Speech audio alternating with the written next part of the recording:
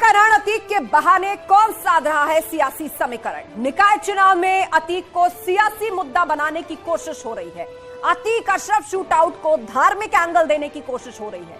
प्रयागराज में अतीक अशरफ शूटर्स की पेशी के दौरान नारेबाजी हुई है और शूटर्स की पेशी के दौरान वकीलों ने जय श्री राम के नारे लगाए हैं।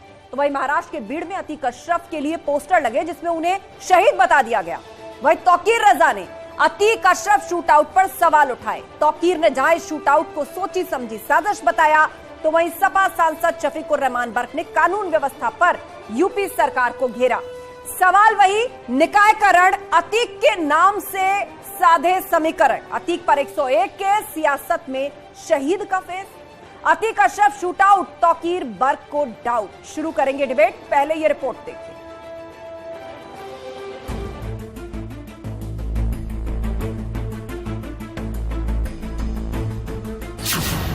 निकाय का रण अतीक के बहाने किसने साधा समीकरण। उत्तर प्रदेश में कानून व्यवस्था नाम की कोई चीज नहीं रह गई। लोग डरे हुए, सहमे हुए।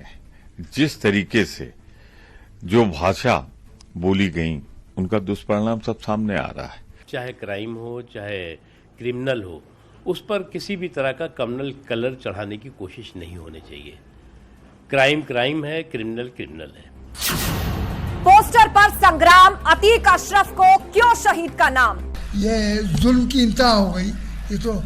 ये सब कुछ जो है, ये तो ताकत सब अपने हाथ में ले ली उन्होंने। कानून तो उन्हें ये इतनी ताकत नहीं देता कि साहब वो जिस ऐसे मरवा दें वो कर दें। इस काम को हमें अदालत से कराना था। आपकी जब पुलिस मौजूद है, पुलिस कस्टडी में उनको लाया गया है, तो फिर कैसे मार दिए गए वो। अतीक अशरफ शूटआउट, तौकीर रजा को क्यों डाउट। या तो अदालतें खत्म कर दी जाएं, या इन तमाम हत्याओं के पीछे जो लोग हैं उन पर कार्रवाई की जानी चाहिए। वो 3 जो शूटर सामने आए, वो एक्टर थे, बुलाए गए थे। उन्होंने, उनका कोई कसूर नहीं है, मैं मानता हूं। उनके पीछे जो डायरेक्टर है, जो स्क्रिप्ट राइटर है, वो तमाम मुजरिम है इसके। योगी का बड़ा ऐलान, माफिया दंगा अब नहीं यूपी का नाम। 2017 से लेके 2023 में एक भी दंगा यूपी में नहीं हुआ। एक भी बार कर्फ्यू यूपी में नहीं लगा, उसकी नौबत ही नहीं आने पाएगी।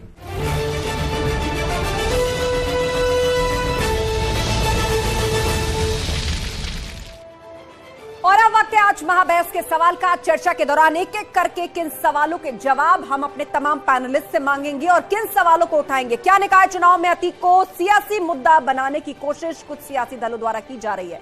क्या अतीक अशरफ शूटआउट को धार्मिक रंग देने की कोशिश जानबूझकर हो रही है और ये कौन कर रहा है।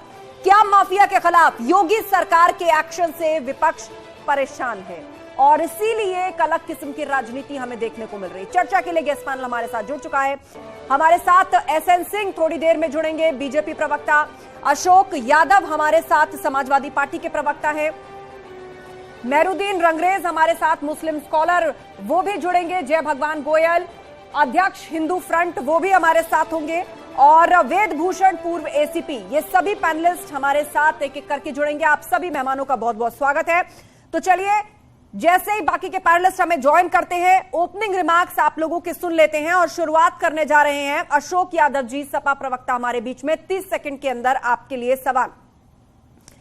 अतीक अहमद और अशरफ, जिस तरह से यह हत्या हुई, इन्वेस्टिगेशन चल रही है, उसके तीनों ही शूटर्स पुलिस की गिरफ्त में है, कानून अपना काम कर रहा है, लेकिन इसको सियासी एंगल या धार्मिक एंगल देने की कोशिश कैसे की जा रही है। तमाम मुस्लिम स्कॉलर्स आप देखिए उठा के, कुछ समाजवादी पार्टी के नेता देखिए उठाकर, वो ये कह रहे हैं कि मुसलमान थे, उनका नाम उर्दू था, इसीलिए ये हो गया। निकाय चुनाव में ध्रुवीकरण के लिए ये कार्ड चला जा रहा है। 30 सेकंड।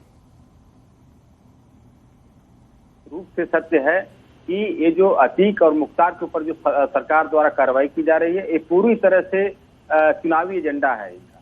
क्योंकि कोई भी चुनाव हो, चाहे नगर निगम का चुनाव हो, चाहे लोकसभा का चुनाव हो, चाहे विधानसभा का चुनाव हो, जब तक ये अपने चुनाव में पाकिस्तान और हिंदू मुस्लिम का एजेंडा भारतीय जनता पार्टी नहीं घुसा लेती, तब तक उसका कोई भी चुनाव सफल नहीं होता। क्योंकि 2019 में जैसे लोकसभा का चुनाव संपन्न हुआ, तो संपन्न होने से पहले जिस तरह से पुलवामा में अटैक होता है और मोदी सरकार की विफलताओं की वजह से अटैक होता है, जो कि सतपाल मलिक जी बोल चुके हैं, और मोदी सरकार इतना बेशर्म सरकार है कि वो अपनी विफलता पे जनता से माफी मांगने के बजाय उससे वोट मांगने का काम करती है। तो ये दो अफीमी एजेंडा है भारतीय जनता पार्टी का, एक अफीम है पाकिस्तान, दूसरा अफीम है हिंदू ठीक है। तो आपने ये पूरा सियासी रंग या फिर ध्रुवीकरण जो सवाल मैंने पूछा उसको सत्ता पक्ष के पाले में डाल दिया और कहा है कि अतीक और अशरफ ये निकाय चुनाव के लिए सब करवाया गया है। ठीक है, आगे बढ़ते हैं। जय भगवान गोयल जी अध्यक्ष है हिंदू फ्रंट के हमारे साथ। जय भगवान गोयल जी, आप क्या कहना चाहेंगे? अतीक और अशरफ की जिस तरह से हत्या की गई, शूटर्स पर जांच चल रही है, कानून अपना काम कर रहा है, लेकिन सियासत देखिए निकाय चुनाव को देखते हुए कहां पहुंची है। लोग कह रहे हैं कि नाम उर्दू है इसीलिए ये सब कुछ हुआ, कोई कह रहा है कि सोने की अंडे देने वाली मुर्गी थे ये तो बीजेपी के लिए।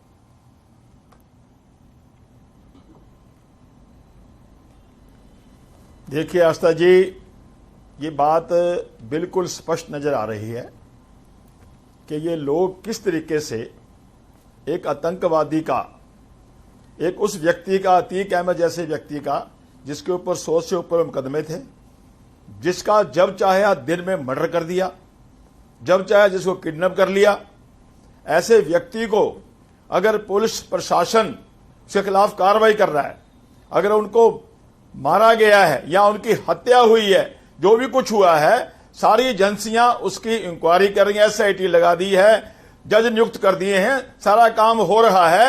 और कितना बड़ा दुर्भाग्य है कि एक ऐसे आतंकवादी को शहीद का दर्जा देने की मांग की जा रही है, कोई भारत रत्न देने की मांग कर रहा है, कोई तिरंगा लहरा रहा है। ये कौन लोग हैं?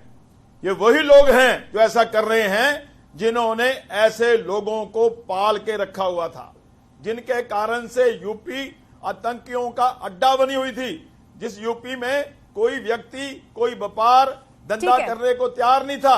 आज योगी बाबा का बलडोजर वहां चल रहा है, गुंडे बदमाश यूपी छोड़ के भागने को मजबूर हो रहे हैं। ठीक है, आपने सवाल उठाया है, ये वही लोग हैं जो अतीक और अशरफ को शहीद का दर्जा देते हैं, उनके समर्थन में पोस्टर लगाते हैं। हमारे साथ मेहरुद्दीन रंगरेज साहब भी जुड़ चुके हैं, मुस्लिम स्कॉलर है। मेहरुद्दीन रंगरेज जी, आप सुन ही रहे होंगे। सवाल ये है कि अतीक और अशरफ दोनों की हत्या होती है, इन्वेस्टिगेशन चल रही है, तीनों शूटर्स जो है वो पुलिस की गिरफ्त में है, रिमांड मिल गई है, बहुत से सवाल पूछे जाएंगे और बहुत से राज का खुलासा होगा। कुल मिलाकर कानून काम कर रहा है। अब इसमें सियासत कहां से घुस जाती है? महाराष्ट्र में पोस्टर लग रहे हैं जिसमें अतीक और अशरफ को शहीद बताया जा रहा है। यूपी में बैठे हुए विपक्षी नेता कह रहे हैं कि देखिए जानबूझकर एक वर्ग को टारगेट किया जा रहा है। आप कल इसी शो पर कहकर गए नाम उर्दू था इसीलिए दोनों को मार डाला गया। तो ये निकाय चुनाव को देखकर इस तरह के बयान जानबूझकर दिए जा रहे हैं, इससे तो तुष्टीकरण की बू आती है। बिल्किस बानो के जो हत्यारे थे उन्हें संस्कारी बताया गया था। जम्मू के कटरे में एक लड़की का रेप कर दिया, एक लड़की का रेप कर दिया गया था, मुस्लिम बच्ची का। उसके समर्थन में वहां के उप मुख्यमंत्री से लेके वहां के कैबिनेट मिनिस्टर तक सब लोग उसके लिए तिरंगा यात्रा निकाल रहे थे। तो जब तक ऐसे लोग रहेंगे जो खुला समर्थन करते रहेंगे, और ये जो अभी जय भगवान जी कह रहे थे, ये तो गोली का समर्थन बार बार करते हैं। ये तो चाहते हैं इस देश में जो है रूल ऑफ लॉ का ना रहे, और ये तो चाहते हैं कि यहाँ पे जो है इसका क्या नाम है, अफगानिस्तान पाकिस्तान से तुलना करते हैं हमारे भारत की। तो ऐसे लोगों को बिल्कुल भी हम कंडेम करते हैं, और हम बार बार कह रहे हैं मुसलमान होने की वजह से ही अतीक के लड़के का एनकाउंटर हुआ, फर्जी एनकाउंटर हुआ। आपसे मैंने मेहरुद्दीन जी सवाल पूछा था, उसके भाई का। ठीक है मेहरुद्दीन जी, मैं आपको रोकना चाहूंगी एक मिनट के लिए, क्योंकि हमारे साथ बहुत महत्वपूर्ण शख्स जुड़ गए हैं और आपने सीधे तौर पर उस पर तो जवाब नहीं दिया। मैंने कहा कि शहीद का पोस्टर जो लगा वो महाराष्ट्र में सही था कि नहीं था, ये सियासत है कि नहीं है, ये तुष्टीकरण है कि नहीं है, लेकिन आप इस पर नहीं बोले। बहरहाल हमारे साथ जीशान जी जुड़ गए हैं। जीशान जी का मैं परिचय दे दूं, ये वो हैं जिन्होंने लंबे वक्त तक अतीक और अशरफ जैसे माफियाओं का खौफ झेला है, दंश झेला है। वो और उनके परिवार के सदस्यों ने किस तरह से परेशान और प्रताड़ित करते रहे, कैसे इनको खौफ में रखा गया, वो आज जीशान खुद बताएंगे न्यूज 18 पर। जी जीशान। मैं आपके माध्यम से बता दूं कि देखिए, पीड़ित तो हमें इस तरह करा गया था। अगर हम अपने आप को मजबूर न करते हैं, या तो अगर हमें लगता है कि बाबा जी की सरकार ना होती तो कहीं ना कहीं मुझे और मेरे परिवार को आत्महत्या करनी पड़ जाती, क्योंकि इनके जो 25 गुर्गे मेरे पीछे जो पीसीआर थोड़ा ऑडियो बढ़ाइए जीशान का, आवाज बिल्कुल नहीं पहुंच रही है जी। थोड़ा वो बढ़ा दीजिए, साउंड बढ़ा दीजिए। तो जो 25 गुर्गे इन्होंने लगा दिए थे मेरे पीछे।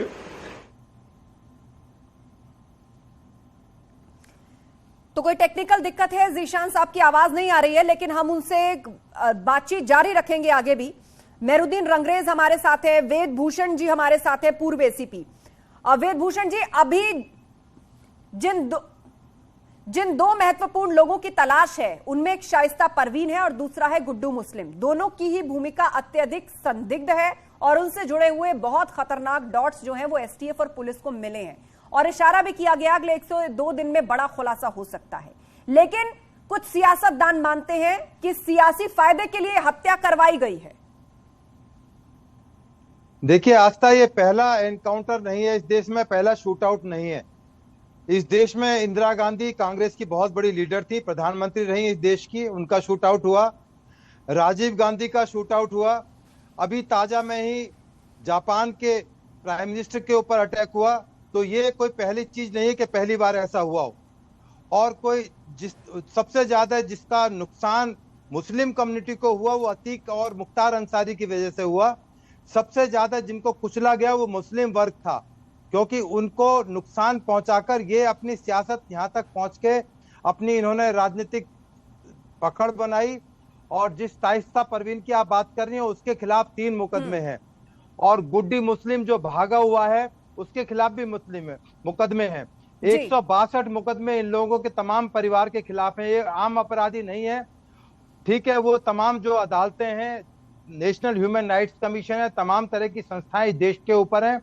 जो राजनीतिक पार्टियां, उनका विश्वास हो ना हो, मेरे आप जैसे लोगों का जरूर इस देश पर विश्वास है। उनकी अपनी राजनीतिक मजबूरियां हो सकती हैं, कानून पर विश्वास रखना चाहिए और थोड़ा समय देना चाहिए। हाल ही में बहुत ज्यादा स्वर बुलंद थे कि कानून व्यवस्था और देश की न्यायपालिका पर भरोसा होना चाहिए और अब तीनों शूटर जो हैं वो पुलिस की गिरफ्त में है, इन्वेस्टिगेशन अभी चल रही है। जीशान साहब कनेक्ट हो गए और साथ ही एसएन सिंह भी जुड़ गए, बीजेपी प्रवक्ता। एसएन सिंह जी, बहुत सारे सवाल हैं आपके लिए, लेकिन इस बीच जीशान साहब से बातचीत करना इसलिए भी जरूरी है। हम एक वीडियो प्ले कर रहे थे अभी अपनी स्क्रीन पर जिसमें दिखाई दे रहा था, पुराना वीडियो है, अतीक का गुर्गा है सैफ, कोई झगड़ा वहां पर चल रहा है। जीशान साहब, ये क्या वाकया था? ये वाकया वही है मैम, जब 2021 31 दिसंबर को मेरे पर हमला हुआ, आपकी स्क्रीन पे चल रहा है, वो आप देख सकती हैं किस तरीके से पुलिस उसको पकड़ी हुई है और फिर भी वो पुलिस की हिरासत में रह के भी मुझे धमकियां दे रहा है। और वो पूरा वीडियो आप देखेंगे कि आगे जाके पूरा मेरा प्लॉट गिरा दिया, मेरे पूरे कमरे गिरा दिए। ये तो मैं जब पुलिस के मैं भाग के थाने गया, जब फोर्स लेके आता हूँ तब ये पकड़े जाते हैं। और वहीं पास से अली, अतीक, असाद, कालिया वगैरह वहां से भागते हैं तो इन दोनों को पकड़ लिया जाता है। आप गौर से वीडियो देखेंगे तो वो उसके कमर के पास से वो पिस्टल देखिए बरामद हो रही है। तो देखिए इन लोगों ने मुझे सिर्फ उस दिन तो मैंने आवाज उठा दी और उसके पहले ये 5-6 सालों से इस तरह हम लोगों को परेशान किया, मेरे परिवार को। जो मुझसे मिलने वाले आते थे, मेरे दोस्त आते थे, मेरे रिश्तेदार आते थे, अगर बस वो मुझसे मिल के जैसे ही निकलते थे उनको फोन चला जाता था, तो मुझसे मिले, अब तुम्हारा भी अंजाम बुरा होगा। यकीन कर लीजिए हमारा कोई मिलने वाला नहीं रहता था। क्या अतीक के परिवार का कोई सदस्य कर रहा था, उसके गैंग का कोई सदस्य कर रहा था, कौन कर रहा था? नहीं, ये डायरेक्ट अतीक अहमद कर रहा था। अतीक अहमद का जो सबसे खास गुर्गा असाद कालिया उससे करा रहा था और अपने बेटे अली से करा रहा था। हमारी बहुत सारी जमीनें इन्होंने, जहाँ पे हम लोगों ने, कई लोगों ने मिलकर जमीनें ली, पैसा हमारा था, जमीनें इन लोगों ने अपने नाम लिखा ली। तो हमें इस तरह टॉर्चर किया जा रहा था। हमें लगता है कि हम पहली जैसी सरकारों में होते, मैं किसी के ऊपर इल्जाम या क्लेम नहीं लगा रहा हूँ, लेकिन अगर मैं पहली सरकार में होता तो ना ही तो मेरी FIR होती और हो सकता है मेरी हत्या होगी, मैं खत्म हो गया होता। लेकिन मैंने FIR करी, उस पर सख्त कार्रवाई हुई। आपकी स्क्रीन पे देखिए फोर्स तुरंत आई हुई है, वहां पे उसको पकड़े हुए हैं। फिर भी देखिए उसका दुस्साहत देखिए, उसमें गुर्रा रहा है, मुझे उल्टा सीधा बोल रहा है, पर फिर भी आज इसमें सभी जेल में है। सिवा असाद कालिया फरार चल रहा है। आपने बताया कि फौरन FIR हुई, पुलिस साथ में लेकर के गई, कुछ लोग जेल में भी हैं, लेकिन क्या आपका जो पूरा मामला था या आपने इतने वक्त ये प्रताड़ना झेली है, कभी अतीक के परिवार के किसी सदस्य से डायरेक्ट बातचीत हुई है कि उसने आपको धमकाया हो, या सीधे तौर पे आपने उसके बड़े बेटे अली का नाम लिया जो लखनऊ जेल में बंद है, एक बेटा एनकाउंटर में मारा जा चुका है? हाँ, ऐसा है कि 2017 में अतीक अहमद का डायरेक्ट मेरे पास फ़ोन आता था। वो फ़ोन करके बस यही कहता था कि जाओ घर जाके मिल लो, काम तुमने चालू किया है, काम शुरू किया है, तो ऐसा है कि मिल के काम करना होगा। तो मिल के काम करने मतलब ये है कि एक तरीके से रंगदारी उसको देनी पड़ेगी, जो भी मैं काम करूँगा उसका 50% उसको रंगदारी देनी पड़ेगी। और घर पे मिलने का मतलब ये है कि साजिस्ता से जाके मिल लो या अली से मिल लो। तो जब मैं नहीं मिला, मैंने अपना मोबाइल बंद कर दिया। मेरा परिवार बहुत डिस्टर्ब हो गया कि अब इसका फ़ोन आ रहा है, अब या तो ये बहुत पीछे पड़ जाएगा या तो अब इसको पैसे देने पड़ेंगे, और नहीं तो ये हम लोग को जीने नहीं देगा। और यही हकीकत में हुआ। 3-4 साल बहुत परेशान किया। मैं अपना दर्द नहीं बयां कर सकता हूँ। मैं देख रहा हूँ कि बहुत सारे लोग उसके लिए क्या क्या बोल रहे हैं, ये उनकी अपनी राय है। लेकिन आपको एक मैं और मामला बता देता हूँ आपके चैनल के माध्यम से जी। 2004 का वाकया था, जिसमें यहाँ पे हमारे बगल में एक मदरसा था जिसमें मुस्लिम लड़कियां पढ़ रही थी, और अतीक अहमद के लड़के का उस दिन हमारे में हकीका होता है, बाल मुंडन होता है। तो उसके लड़के का हकीका था, जिसमें मुलायम सिंह भी आए। तो जो एक फोटो वायरल हुई है कुत्ते से हाथ मिलाने वाली, वो उसी समय की है।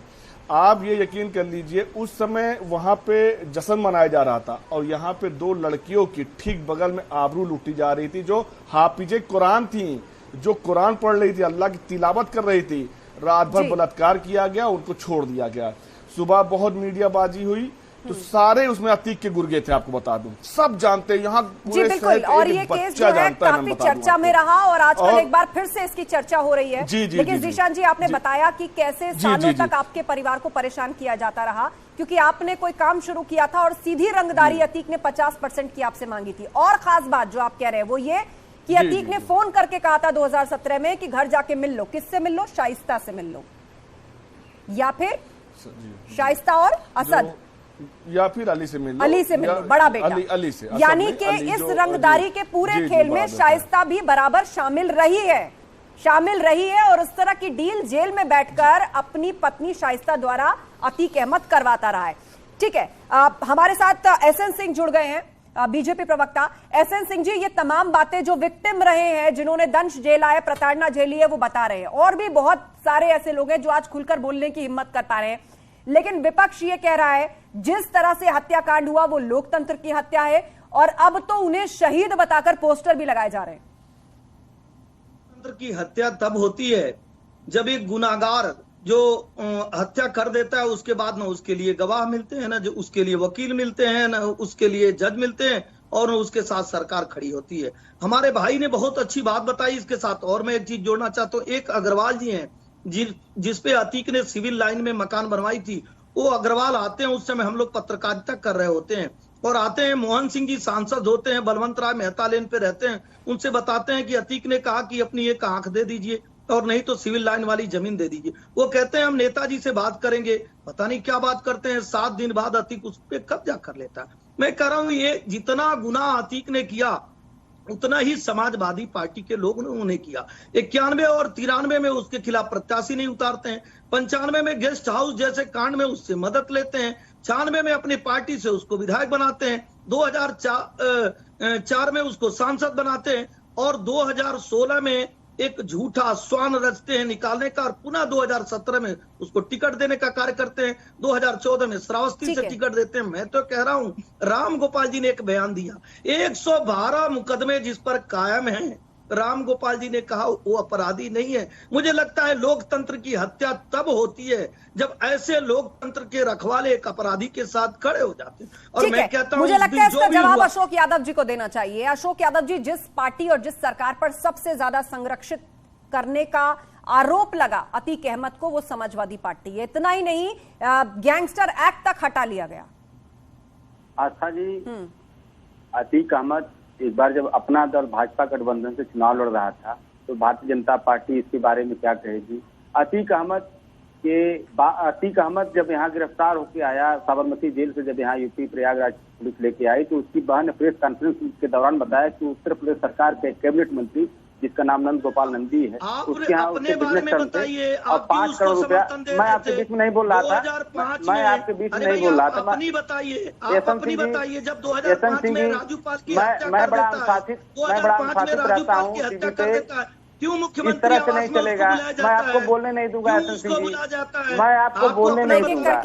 इस तरह से अनुशासनहीनता मैं नहीं बर्दाश्त करूंगा। एहसन सिंह जी, एहसन सिंह जी, बात पूरी करने दीजिए अशोक यादव जी को, मैं अलग से समय दे दूंगी आपको, लेकिन उससे पहले एक बार मेहरुद्दीन रंगरेज जी के पास भी जाएंगे क्योंकि उन्होंने जीशान साहब की बात सुनी होगी। बोलिए अशोक यादव जी। मैडम, मैं वही कह रहा था कि कैसे अतीक अहमद की बिजनेस टर्म थे नंदगोपाल नंदी के साथ, और जो बात ये कह रहे हैं कि सरकार संरक्षण देने का काम करती थी समाजवादी सरकार, किस तरह से भारतीय जनता पार्टी की योगी सरकार टॉप 10 माफियाओं की जो माननीय मुख्यमंत्री जी के स्वजाति उनको संरक्षण देने का काम कर रही है। ये पूरा देश और पूरा प्रदेश देख रहा है कैसे ब्रजेश सिंह को संरक्षण दिया जा रहा है 103 मुकदमे का वांछित, कैसे जो है कुलदीप सिंह सेंगर को संरक्षण दिया गया था जब तक कि हाई कोर्ट का आदेश नहीं आया, कैसे विनीत सिंह रिसू जैसा माफिया मुख्यमंत्री के साथ बैठ के चाय पी रहा है। इन लोगों को शर्म नहीं आती? ठीक है, जवाब देंगे इसका एहसन सिंह, जवाब देंगे एहसन सिंह और उसके बाद मेहरुद्दीन रंगरेज। बोलिए एहसन सिंह की हत्या हो जाती है और गवाहों को भी मरवा देते हैं, उनके साथ खड़े हो जाते हैं। शर्म आपको आनी चाहिए। 16 फरवरी 2015 को कोर्ट में बिक्की त्यागी को भून दिया जाता है, और शर्म आपको आना चाहिए कि 12 दिसंबर 2014 को सुप्रिंटेंडेंट की हत्या हो जाती है। 15 दिसंबर 2014 अमित गुड्डू की हत्या हो जाती है, और देश रहा है कृष्णानंद राय जब खास वर्ग के माफियाओं को संरक्षण मिलता है सरकार से, आपको शर्मिंदगी तब क्यों नहीं आती है जब चुनाव में आप हर चुनाव में इस तरह का सांप्रदायिक दंगा को शर्म नहीं आ रही है कि ऐसे लोग आगे भी कुछ बोलिए, आगे भी कुछ बोलिए। आप दोनों एक ही बात कहे चले जा रहे हैं, शर्म नहीं आती, शर्म नहीं आती। जनता सोच रही होगी कि वाकई आज शहीद लिखकर अतीक और अशरफ का पोस्टर लगता है तो वो किसको कहे कि शर्म नहीं आती। अरे किसान मतलब अपराधी नहीं। किसान में तो मुजफ्फरनगर में 64 किसान थे, मुजफ्फरनगर में 64 ठीक है, ठीक है, आप दोनों को रोक रही हूँ। अशोक यादव जी, एहसन सिंह जी, आप दोनों को रोक रही हूँ। ठीक है, आपने अपनी अपनी दलीलें रखी, अपनी अपनी बात रखी। मेहरुद्दीन रंगरेज जी, आपने सुना जीशान का परिवार अकेला ऐसा नहीं है, ऐसे सैकड़ों परिवार है आज जिनके अंदर हिम्मत आई है खुलकर बोलने की। वो ये बता रहे हैं कि कैसे प्रताड़ित किया गया, पुलिस के सामने भी हेकड़ी कम नहीं होती थी इन लोगों की। अरे आस्था जी, जब ये कहाँ थे, जब ये क्या सोए हुए थे, मगर ये अब जागे हैं क्योंकि इन्हें राजनीतिक संरक्षण मिला हुआ, हिम्मत आई है। मेहरुद्दीन रंगरेज जी, इसी फर्क को तो आप समझ नहीं पा रहे जिस फर्क को जनता समझ रही है। अब हिम्मत आई है, वो साफ साफ कह रहे, पता नहीं आपने सुना कि नहीं सुना जीशान जी की बात, वो कह रहे हैं कि पूर्व की सरकार होती तो मेरी तो FIR भी नहीं लिखी गई होती। अब कम से कम पुलिस सैफ को पकड़ने घर तक तो आई। चीप पब्लिसिटी के लिए लोग ऐसी हरकतें कर रहे हैं। एक परिवार पर आप चीप पब्लिसिटी का आरोप लगा रहे हैं मेहरुद्दीन रंगरेज जी। सुन रहे हैं जीशान, सुन रहे हैं जीशान। जब उनको 2017 में फोन करके अतीक ने कहा था कि तुमने नया काम शुरू किया है, मिलके काम करना होगा, 50% की रंगदारी और मिल लो शाइस्ता से जाके, जो बराबर क्राइम पार्टनर थी। क्या कार्रवाई करी? ये क्या कोर्ट गए, ये क्या पुलिस थाने में गए, इन्होंने कोई कंप्लेंट कराई? अगर कराई तो जवाब दे दीजिए जीशान जी। ये मुस्लिम स्कॉलर है मेहरुद्दीन रंगरेज, ये कह रहे हैं कि आपने कोई पुलिस कंप्लेंट कराई। इनका मैं जवाब देता हूँ, इनका मैं जवाब देता हूँ। 2016 में यही बेनीगंज में एक अतीक अहमद के गुर्गे लोग बहुत भयानक गोली चलाते हैं। अतीक अहमद के साथ 10 लोगों के खिलाफ FIR होती है। उसमें हमें बता दीजिए, मैं इसमें राजनीति 2016 में किसकी गिरफ्तारी हुई थी, FIR हुई थी 2016 में किसके खिलाफ FIR हुई थी। हाँ, और जब मेरे ऊपर हमला हुआ, जब ऐसा है कि सुनिए, आप लोगों ने हमेशा माफिया को पाला है। आज माफिया के ऊपर जब सुनिए कार्रवाई हो रही है तो आप कहीं ना कहीं आपको बुरा लग रहा है। हम समझ सकते हैं, आपकी पीड़ा समझ सकते हैं हम कि बहुत बड़ा आपका वोट बैंक खसक रहा हो, वोट बैंक को अपने तरफ लाना हो। लेकिन देखिए, हमका ना ही आपके वोट बैंक से मतलब है, ना ही हमको किसी से मतलब है। मेरे ऊपर जिस समय अत्याचार हुआ है, मैंने FIR करी है। उस FIR का साथ पुलिस प्रशासन ने दिया है, हमारे बाबा जी की सरकार ने दिया है। आपकी सरकार में अगर मैं होता तो मार दिया जाता। आपकी सरकार ने सिर्फ माफिया को पाला है और उनको संरक्षण दिए, और आप ही की सरकार में वो माफिया बने, नहीं ये कब के नस्तो नाबूद हो जाते हैं। जो हम लोग के ऊपर हुआ, जो मेरे परिवार के ऊपर हुआ, अगर वो आपके ऊपर होता तो आप भी साथ में मेरे साथ खड़े होते। लेकिन आपको माफिया चाटने को दे देते हैं। आप माफिया को चाटते हैं क्योंकि आप माफिया के पीछे चले, माफिया को टिकट दिया, माफिया को खड़ा किया। आप जैसे लोगों की वजह से हम जैसे लोगों पर अत्याचार होता है। मेहरुद्दीन जी, आप एक परिवार के प्रति संवेदना नहीं रख सकते तो कम से कम खराब आरोप मत लगाइए। उनकी जान जाते जाते बची है। 4 से 5 साल वो खौफ के साए में रहे हैं कि कब कौन जिंदा बचे ना बचे, और आप चीप पब्लिसिटी कह रहे हैं। आपको शर्म आनी चाहिए। आप शांत होइए। जय भगवान गोयल जी, जय भगवान गोयल जी। ठीक है, सबको बोलने दीजिए। जय भगवान गोयल जी।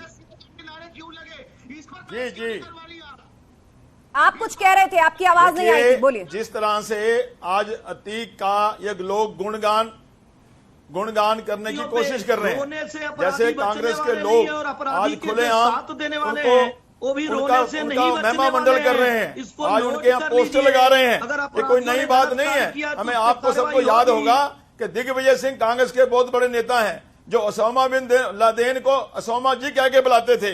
हसीद जो एक तकड़ा आतंकवादी पाकिस्तान का हाजिब साहब, और हमारे जो राहुल गांधी रहे हैं, मजूर अहजर जी, इनको ये आतंकवादियों को जी लेके लगाते रहे हैं। आज यूपी के अंदर आतंकवादियों पे नकेल कसी जा रही है। जो माफिया, जो गुंडा तंत्र चल रहा था, उसके ऊपर बाबा जी का बुलडोजर चल रहा है। आज देश की यूपी की जनता आप लगातार कुछ बोल रहे हैं, आपकी आवाज अभी नहीं जा रही है, क्योंकि हर पैनलिस्ट को अपनी बात रखने का अधिकार है। आप शांत हो जाइए, आपको अलग से चाहता है, चैन से जीना चाहता है, और आज अगर उनका खात्मा किया जा रहा है, ये लोग उनकी महिमा मंडित करके ऐसे लोगों को फिर से उकसाने का काम कर रहे हैं। मगर मुझे लगता है कि कम से कम अब यूपी में तो आतंकवादियों का, ऐसे माफियाओं का अंत आ गया है। अब कोई माफिया वहां और दावा भी यूपी सरकार की तरफ से यही किया जा रहा है कि 2017 के बाद से कर्फ्यू लगाने की जरूरत नहीं पड़ी है। पहले जिनके कारण संकट आता था, आज ऐसे लोग उत्तर प्रदेश के अंदर संकट में हैं। लेकिन एसएन सिंह जी, वैसे तो कांग्रेस ने कार्रवाई कर दी है। आज एक पार्षद पद के प्रत्याशी वो खुलेआम मीडिया के सामने जाकर कह रहे थे कि अतीक अहमद को भारत रत्न देना चाहिए। अगर नेताजी मुलायम सिंह यादव को पद्म भूषण मिल सकता है तो फिर उनको भारत रत्न देना चाहिए। हालांकि कांग्रेस ने उनको निष्कासित कर दिया 6 साल के, लेकिन ये सोच है आज हमारे बीच में जिंदा है और चुनावी मैदान में है। आस्था जी, मिल तो गया भारत रत्न, ये पाकिस्तान रत्न मिला है। योगी बाबा ने इनको पाकिस्तान रत्न दे दिया है। ठीक है, चलिए, तो कुल मिलाकर निकाय चुनाव जो उत्तर प्रदेश में होने जा रहे हैं, उसके लिए जो चुनावी बिसात है, उसका अहम हिस्सा अब अतीक और अशरफ बन चुके हैं। आप सभी पैनलिस्ट का बहुत शुक्रिया इस चर्चा में शामिल होने के लिए।